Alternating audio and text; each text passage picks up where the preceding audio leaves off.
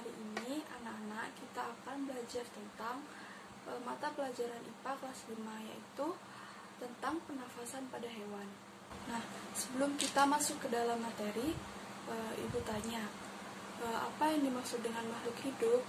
Nah, makhluk hidup sendiri adalah merupakan makhluk yang memiliki ciri-ciri kehidupan untuk berevolusi atau mengalami perkembangan bentuk hidup.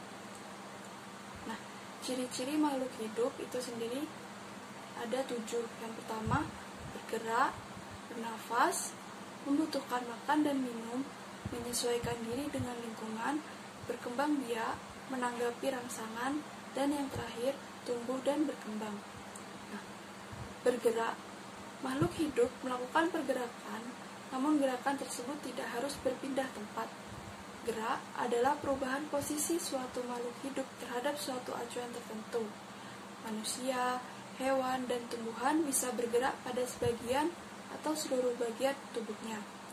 Gerak yang dilakukan manusia dan hewan termasuk dalam gerak aktif, karena dapat berpindah tempat. Nah, sedangkan gerak tumbuhan adalah gerak pasif, karena merupakan reaksi terhadap faktor lingkungan. Nah, ciri yang selanjutnya adalah bernafas. Setiap makhluk hidup pasti bernafas. Bernafas atau respirasi merupakan proses menghirup oksigen dan mengeluarkan karbon dioksida dari tubuh. Di dalam tubuh terjadi proses oksidasi biologi pada sel-sel tubuh yang membutuhkan oksigen. Nah, proses ini adalah proses pembakaran zat makanan oleh oksigen yang menghasilkan energi dan karbon dioksida. Ciri yang selanjutnya adalah membutuhkan zat makanan atau nutrisi.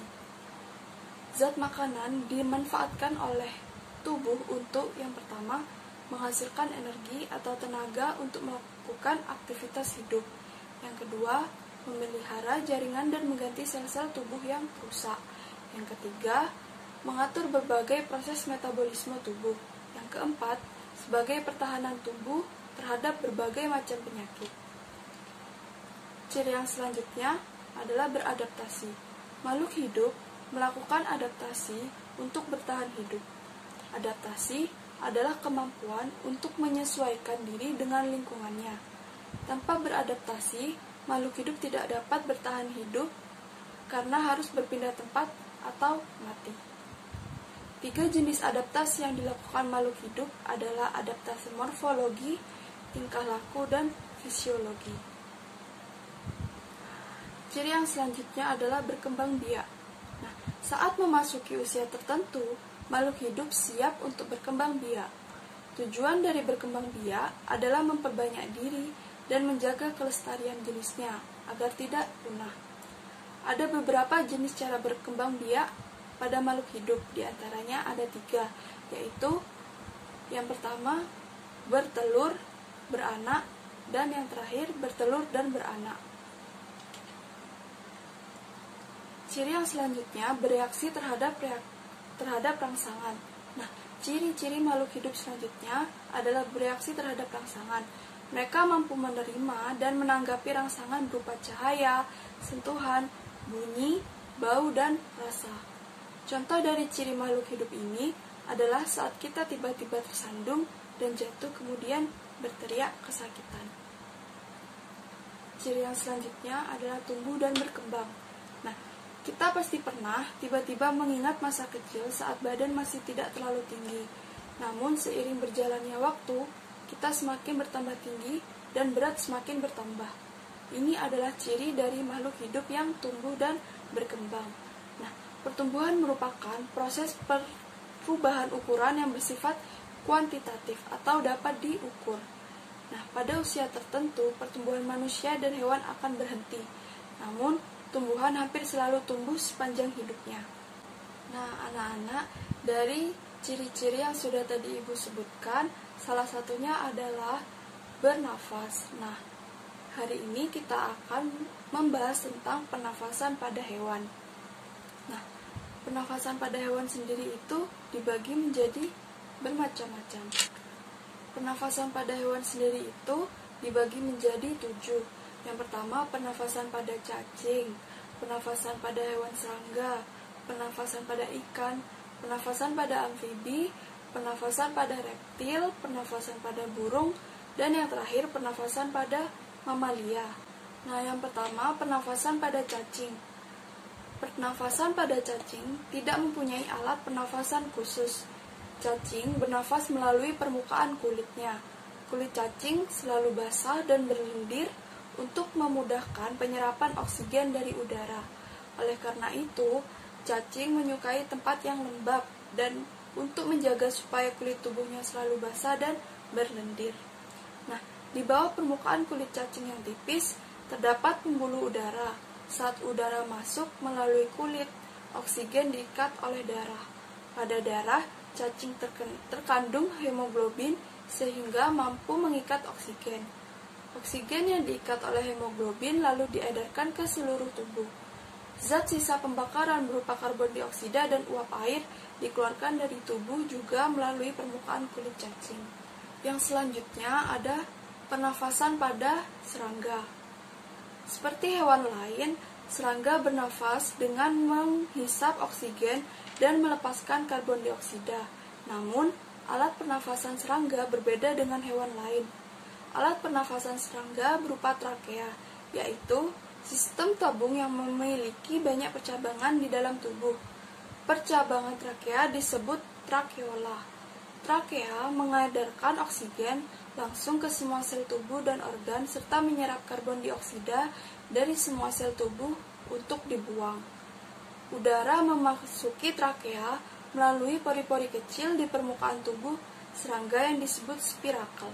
Selanjutnya, udara beredar melalui pembuluh udara kecil. Sel-sel tubuh mengambil oksigen langsung dari pembuluh udara kecil itu. Nah, karbon dioksida dari sel akan mengalir ke trakeola, lalu dibuang melalui lubang spirakel.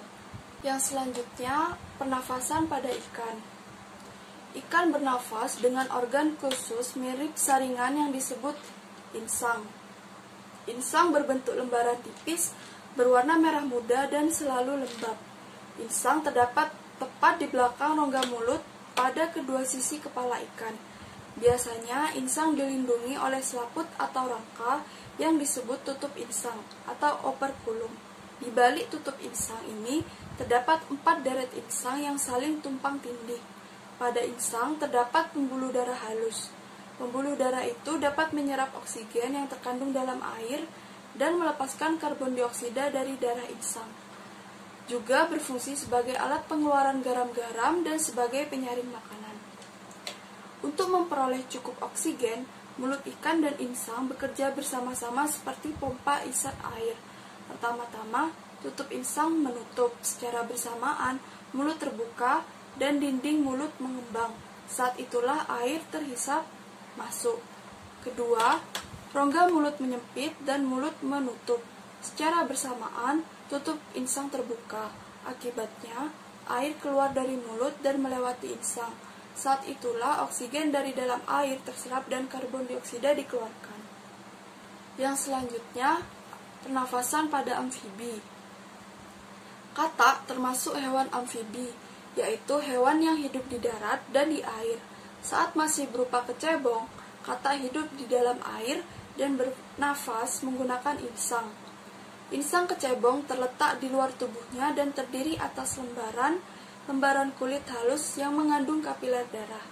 Setelah berumur 9 hari, kecebong bernafas menggunakan insang dalam. Insang dalam akan menyusut seiring mulai berfungsinya paru-paru, dan katak muda pun tumbuh menjadi katak dewasa. Katak dewasa bernafas menggunakan paru-paru dan permukaan kulit. Di dalam paru-paru terdapat banyak gelembung udara yang sangat kecil, berselaput dan penuh dengan kapiler darah. Di dalam gelembung udara, oksigen diserap dan karbon dioksida dikeluarkan. Selain dengan paru-paru, katak juga bernafas melalui kulit.